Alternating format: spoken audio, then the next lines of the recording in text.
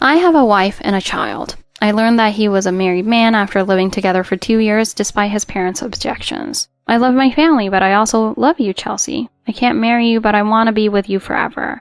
I couldn't understand what he was saying. I ran out of the house. What shocking events awaited me as I restarted my life? My name is Chelsea. My father was the president of a well-known local company. Apparently, my parents had trouble conceiving for a long time. My father wanted to keep the long-established family business going, desperately wanted a boy. My mother, feeling the pressure, often suffered from poor health. They had been unable to conceive for more than 2 years after getting married, so they decided to go to a hospital. My father, being very proud, didn't want people to know that he was seeking fertility treatments. So they went to a hospital far from their home that specialized in fertility treatments, which was rare at the time. About 2 years after they started going to the hospital, they were able to conceive me. But even after spending so much money, my father wasn't happy when he found out my gender. A girl? I guess we'll have to keep trying until we have a boy. My father reportedly sighed and said this. My mother apparently cried when she heard those words. My mother was the one whose body was burdened by the fertility treatments. To hear such cruel words when she was about to face childbirth after finally conceiving a girl must have been incredibly painful. About a year after I was born, they tried to conceive again, but it didn't work.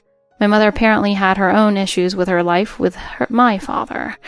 After I was born, my mother was busy with childcare for the first time while also doing all the housework. My father, who was always busy and came home late, didn't help with the housework or take care of me at all.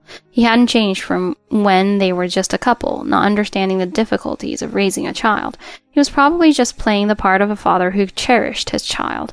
My mother apparently did all the actual arrangements, like going to church and preparing the outfits. My father was just there on the day of the event. My mother apparently left nothing but indifference toward him.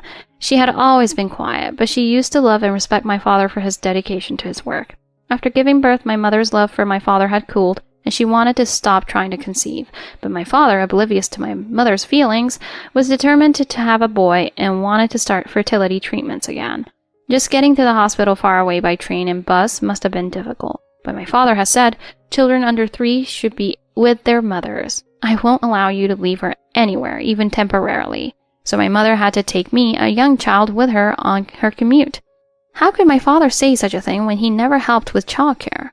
My mother, carrying me, a baby who couldn't even walk yet, on her long commute for fertility treatments she didn't even want, must have been truly miserable. She said that other women at the hospital would whisper and make snide remarks about her bringing a child. It's inconsiderate to bring a child when everyone here is trying to conceive. 1 child should be enough. My mother felt sad, thinking that she wasn't there by choice, having to bring her child. However, an incident occurred that forced them to stop the fertility treatments. My mother was diagnosed with a uterine disease that required a hysterectomy, making it impossible for her to have more children. When my father heard about this, he was apparently more saddened by the fact that he couldn't have a boy than he was worried about my mother's health. My mother's surgery was successful, and there was no need for further fertility treatments. While my mother was in the hospital, I was apparently taken care of at my maternal grandparents' house. And so I became an only child without any siblings, and I was raised quite strictly. I took many lessons, including piano, ballet, calligraphy, and swimming, and went to cram school. I never asked to take any of these lessons. My father decided everything, and I just went along with it. From as far back as I can remember, I had to absolutely obey my father. People around me would say things like, "You're so lucky to have money and kind parents," but I didn't understand what they meant. If anything, I was envious of them. When I was in elementary school during breaks, the other kids would talk about places their families had taken them, like restaurants or amusement parks. But I didn't have many fun memories of spending time with my family, so I could only listen to their stories. My father always came home late, so after school it was just my mother and me. I would finish my homework and then immediately go to my lessons. When I got home, I would have dinner with my mother. She always listened to me and was a very kind and reassuring presence. I quite liked the peaceful time I spent with my mother, but my father's policy was that I wasn't allowed to watch TV, so I often couldn't keep up with my friends' conversations. After I went to bed, my father would come home and my mother would prepare his dinner and bath. My father would give my mother various instructions while he just sat on the sofa and watched TV. Even though I was in bed, I could always tell when my father had come home. Once I went to the living room to see what was going on, but he got angry and asked, "Why are you still up?" So even if I woke up, I would immediately go back to sleep. This had been my life since I was little, but I realized that it wasn't normal after listening to my friends' stories. Thanks to my hard work in school, I was able to get into a well-known private girls' junior high school in my area. It was an all-girls school that went up to university, and my father chose it for me. He apparently didn't want me to interact with unintelligent boys during puberty. I myself didn't like loud, boisterous boys, so I was relieved that it was all girls. But being in an all-girls school had its own set of problems. Since it was a private school, many of the students came from wealthy families. There were many girls with strong personalities who liked to brag, put others down, and spread rumors and gossip. Despite getting caught up in the typical drama of teenage girls, I made some good friends and had a normal school life. I continued with my lessons, and every day was busy. I rarely saw my father at home, and it was like I was living alone with my mother. When I was in high school, I started to feel restricted by my life, where my days were filled with school and lessons. We are going to a new crepe shop that just opened. Wanna come? I was part of a close-knit group of 4 friends, but they started inviting me to go to karaoke or cafes more often. They all brought money to school. I'll pass. I had never received an allowance, so I always had to decline. I could decline without any issues, but the truth was, I wanted to go. At first, if I didn't go, they would suggest a different place. But after declining so often, they started saying things like, "You should bring some money, and you're no fun." I thought I would ruin the mood if I kept this up, so I decided to talk to my mother about it. "Oh, is that so? Have fun with your friends, but keep it a secret from your father." My mother gave me some money more easily than I had expected. Apparently, my mother also liked to hang out with her friends after school when she was younger. We had a great time talking about her school days. I found out later that my mother had been cutting back on grocery expenses to give me an allowance. My mother, who had her household budget checked every month, had been careful not to let my father find out that she was giving me an allowance, and so I was able to hang out with my friends after school. Walking around town in my school uniform felt so new and exciting. I realized this was what it meant to have your heart race. Chatting with friends at a cafe while looking at magazines or stopping by an arcade, I found this non-ordinary life incredibly fun. After I started hanging out with my friends after school, I secretly skipped my lessons more and more often. I felt guilty about lying to my mother, but I prioritized playing with my friends. I made friends outside of school, and I started interacting with boys more too. I was able to talk to boys as equals, unlike when I was in elementary school, and I learned how fun it was to hang out with both boys and girls. I started going to neighboring towns because I was worried about being seen by someone I knew in my hometown. One day I came home late and my mother scolded me. "You've been coming home late even on days when you don't have lessons, and you've been asking for allowance more often." I loved my mother and I knew she was worried about me, but her words irritated me. "I'm not a little kid anymore. Stop controlling me. If you're not going to give me more money, then at least let me get a part-time job."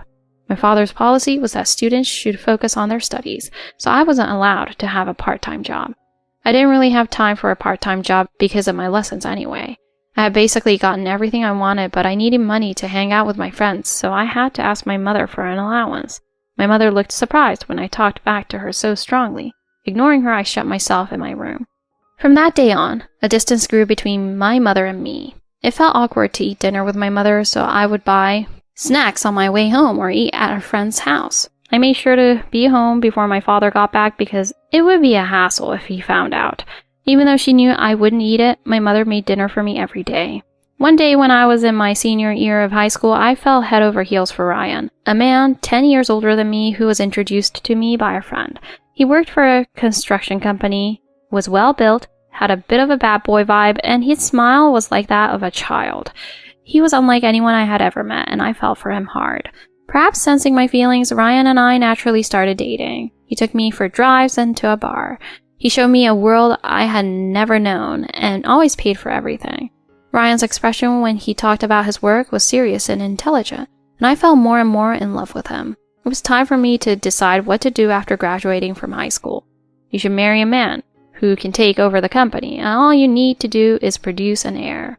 My father had been telling me this since I was little, so I thought it was the natural course of things. I was dating Ryan, but he had said he wanted to keep working at his current company, and more than anything, I had never even thought about marriage. I thought I would just go to college for the time being. My relationship with my mother was still strained, so I thought it might be nice to go to college, live alone, and go somewhere far away where nobody knew me. When I talked to Ryan about it, he gave me an unexpected answer. Let's get married. I couldn't believe my ears and asked him again. What did you just say? It's a waste of money to go to college if you don't have any dreams. Let's get married and live together instead. I was so smitten by his way of thinking, which was so different from mine, that I thought he was so manly and took his words at face value. I immediately told my parents about it. I'm going to marry him after I graduate. I showed them a picture of Ryan, who had yet to meet my parents. My parents were stunned by my unexpected announcement. Isn't it great? He's 10 years older than me and currently works for a construction company, but he said he'll take over the company. Ryan had told me that he would become the kind of man who could take over my father's company. Did he graduate from college? My father, regaining his composure, asked in a trembling voice. I don't know. I'll ask him next time. I had never asked Ryan about his educational background. He said he would take over our company, but he hasn't even come to greet us properly. I won't allow you to marry him. My father also said that I, who had never even worked a job, couldn't possibly get married. That's not what you said before, I argued, but my father was firmly against the marriage, and there was no room for discussion. My mother, unable to go against my father's opinion, just tried to calm me down, saying, let's think about this calmly. Frustrated by the conversation going nowhere, I ran out of the house. I immediately called Ryan and he came to pick me up. I moved into his place and we started living together. Ryan's house was quite far from my parents' house, so they couldn't find me. I contacted my mother to tell her not to look for me, as it would be troublesome if the police were involved. My father was angry and said I was disowned, but my mother told me to come back whenever I felt like it. She forgave my selfishness. After graduating from high school, I got a job at a supermarket near my house. I had planned to get married right away, but Ryan told me to gain some work experience and save up for our wedding before we registered our marriage. So I started working. Having never had a part-time job before, I learned firsthand how hard it was to earn money. I used to take it for granted that my parents would buy me anything I wanted. I regretted leaving home, betraying my parents' trust, but I couldn't go back home now. I was determined to marry Ryan and be happy, so I worked hard. 2 years passed quickly after we started living together. Ryan was still kind even after we moved in together, and he shared the housework equally, saying it was natural since we were both working. The more time I spent with him, the more I fell in love with him. But even though we had plenty of time, he never brought up marriage, and when I did, he would dodge the subject. Furthermore, Ryan started to be away from home on weekends. He said he had to stay overnight at construction sites due to the nature of his work.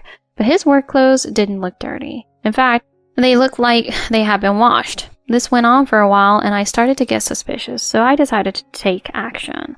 Where is the construction site Ryan is working at this weekend? I called his company, pretending to be a relative, saying I wanted to deliver something he had forgotten. But they told me that no one by that name worked for the company. I thought I might have dialed the wrong number, so I hung up and checked the number again. It was the same number Ryan had given me. What's going on? I was confused and couldn't understand the situation. Maybe Ryan wrote down the wrong number when he gave it to me. I hoped that was the case and waited for him to come home. When Ryan got back, I immediately confronted him. He gave in and sat down heavily. Actually, I have a wife and a child. It turned out he was a married man. He was working for a different company and was living away from his family on a temporary assignment. His wife had suspected him of cheating, so he had been going back to see his family on weekends. My family is important to me, but I also love you, Chelsea. I can't marry you, but I want to be with you forever. He said he had proposed to me on the spur of the moment and didn't think I would actually run away from home and take him seriously. He said he fell more in love with me after we started living together, but he loved his children and wife and had no intention of getting a divorce. Don't mess with me, you liar. You're so selfish. I was overcome with sadness at being betrayed by him and frustration at not realizing it. I couldn't live with him anymore. I grabbed my phone, wallet, bank book, and other valuables and ran out of the house. Ryan didn't chase after me. That made me even more frustrated and sad. Before I knew it, I was calling my mother. My mother answered the phone immediately, sounding surprised. I just cried, and my mother told me to come home. Even though I had felt home so selfishly, my mother was still kind to me, just like always. I missed her so much. I jumped in a taxi and headed for my parents' house. It was almost 9 p.m. when I got there. My mother just said, "Welcome back," and served me dinner. She didn't ask me anything. I ate her home cooking, tears streaming down my face. My father came home around the time I finished eating. He looked very surprised to see me. He seemed to understand the situation and sat down quietly next to my mother. I told him everything that had happened. About getting a job at the supermarket, about not being married yet, about Ryan being a married man. My parents just listened quietly, and then I apologized for my selfish behavior. Then, to my surprise, my parents apologized to me. I left everything about you and the house to your mother. I'm truly sorry. My father said he blamed himself after I left. He had apparently reflected on his past behavior and started to be more considerate of my mother. My father told me he believed I would show my face again someday. I only said you were disowned. Your father was the one who was most worried about you. My mother said with a laugh. I could tell that my parents' relationship had improved and become much calmer. Let's start over, the three of us. My parents welcomed me back warmly, without blaming me, and so I started working as a clerk at my father's company. Thanks to my parents' support, I had no lingering feelings for Ryan. My father had offered to go to Ryan's place and confront him, but I refused. Just seeing my father trying so hard for me made me really happy. I struggled with the unfamiliar work, but I learned about my father's company, which I hadn't known much about before, and I came to appreciate his greatness. When I got home, my mother would be waiting for me with a delicious dinner. I decided to repay my parents for all the trouble I had caused them. When I was 28 and had gotten used to my job, I fell in love with a man. It was Mike, a man 5 years older than me who had transferred to my father's company. He was drawn to my father's products and wanted to use his sales experience from his previous job to promote them. You're Chelsea, right? You're in charge of the paperwork. For a few years, there had been no new graduate hires, and I was still the youngest in the workplace. Mike and I hit it off immediately, probably because we were close in age. It seemed like Mike had feelings for me too, and we quickly grew closer. A year after we met, he confessed his feelings for me.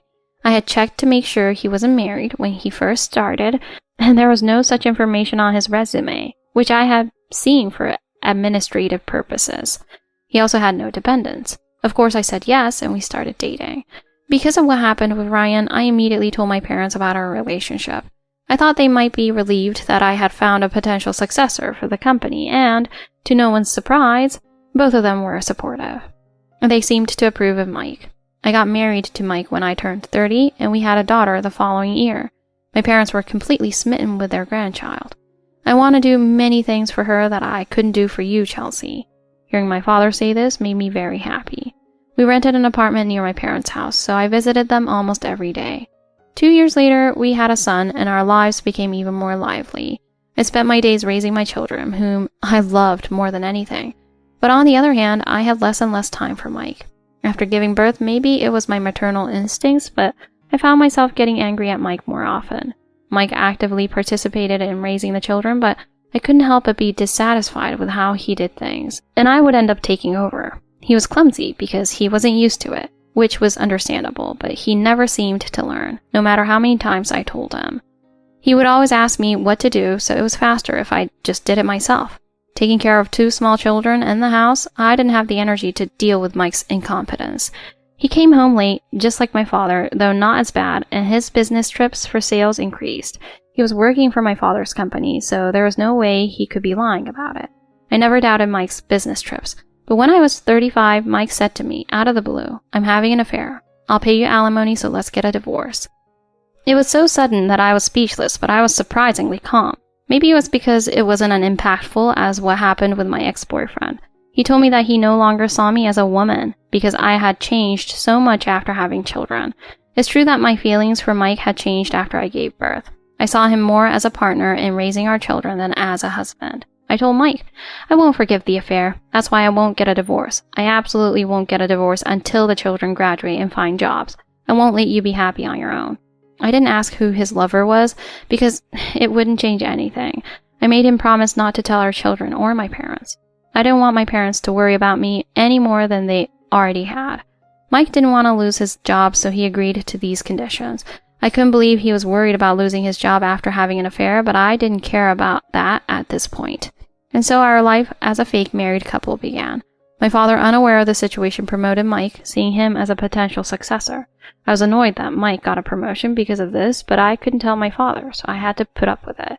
I had 2 children whom I loved more than Mike. We acted like a loving couple that no one would ever suspect of having problems. We took our children on trips every year and attended school events together whenever possible. No one would have ever guessed that we were a broken family. I showered my children with love. They grew up quickly, and eventually they both left home. At work and in public, Mike and I would smile and talk to each other, but at home, our relationship was completely cold. We only ate together when our children came home for visits. It had been 20 years since Mike confessed to his affair, and the day of his retirement finally arrived. I had planned a party for when he came home from work that day. "Congratulations," I celebrated by popping a party popper. Mike was surprised, but thanked me. "Thank you for celebrating my retirement, but I got my severance pay, so I'm out of here. Do whatever you want." He said he was taking his retirement money and running off with his lover. I've been waiting for this day. Who would celebrate your retirement? I handed him a divorce registration form with my part already filled out. Mike looked stunned. "What are you talking about? This is a divorce celebration, of course. Sign it and run off, or do whatever you want." Mike happily signed the divorce papers and grabbed his bank book. "The savings and retirement money are mine." With that, he left with a smile. I thought, is this really how divorces go? It was so anticlimactic. My parents and children, who had been watching everything from the next room, came out. The day before Mike's retirement, I had gathered my parents and children. I told them everything about Mike's affair and that I was planning to get a divorce. It turned out that we were the only ones who thought our fake marriage was working. Everyone else, including people at work, knew that we were estranged. My parents had decided not to interfere after what happened with my ex-boyfriend and to fully support whatever I did. They had been watching over me until I asked for help. "I'm sorry for always causing you trouble." I tried to make a joke, but my parents silently hugged me. Even at my age, it was hard not to get emotional. My children apparently had a feeling that we weren't actually getting along. Everyone was on my side, and I had asked them to come to witness my final moments with Mike. Mike and I were officially divorced, but we all had a good time together that day. A few days later, I got a call from Mike. Thinking he had finally realized his mistake, I answered the phone. "There's no money in any of the bank accounts." "Of course there isn't. I had transferred all the money from the bank accounts to an online banking account. There was no money left in the bank. I had been managing the household finances, and I had given Mike, who was making about $100,000 a year, a more than generous allowance. But he must have been managing that himself. I spent all my allowance every month. I don't have any left. Has the retirement money not been deposited yet?" He sounded half crying. "You're a grown man. You should manage your allowance yourself. How could you spend so much money every month? And it seems like you're misunderstanding something, but our company doesn't have a retirement pay system." Mike was lamenting. Our company was not a huge corporation.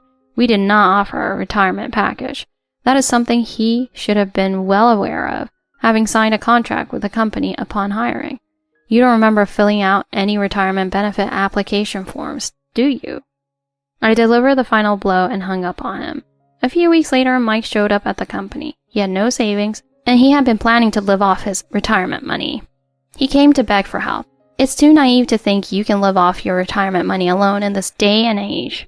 Mike had left everything about the house to me, so he had no idea how much anything cost.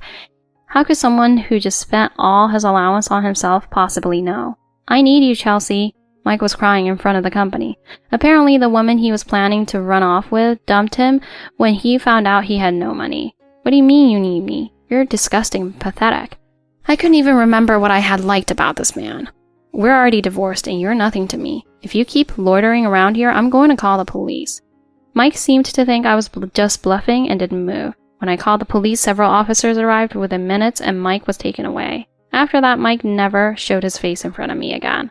A few months later, I saw Mike on TV. He had apparently been arrested for shoplifting at a supermarket, and that supermarket was the first place I had worked. I had suddenly quit because of what happened with my ex-boyfriend, causing them trouble, but I remembered it as a very comfortable workplace. Looking back, I think my life has been full of ups and downs, but I was able to meet my 2 beloved children thanks to my parents, who always warmly supported me. My daughter is studying abroad, aiming to become a professional dancer. My son is working hard at my father's company, saying he wants to take over the business. My father is getting old and has adjusted his work schedule. He and my mother enjoy going for walks and having breakfast together. They are living a very happy and peaceful life together. As for me, I'm working at my father's company while studying for various qualifications to support my son, who will become the next president. Even at my age, there are still so many things I don't know. Life is a constant learning process. I'm determined to face whatever comes my way and make the most of the rest of my life.